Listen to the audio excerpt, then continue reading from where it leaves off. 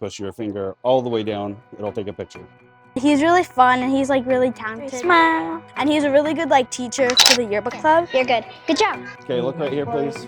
They're getting a different perspective that we're not getting as adults. I'm Dane.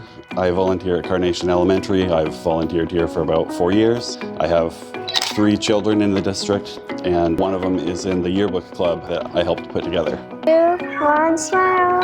Dane teaches me like things about the cameras and the iPads. Like he'll show me tricks with the cameras. I've always had a dream of being a photographer, and I just feel like it just inspires me to do it here because maybe I'll have a chance to do it in the future.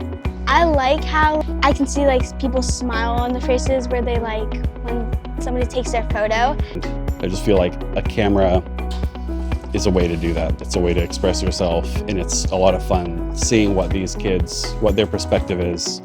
And so I want to show them there's no like right way to be a photographer. You can look at it as many ways as you want to.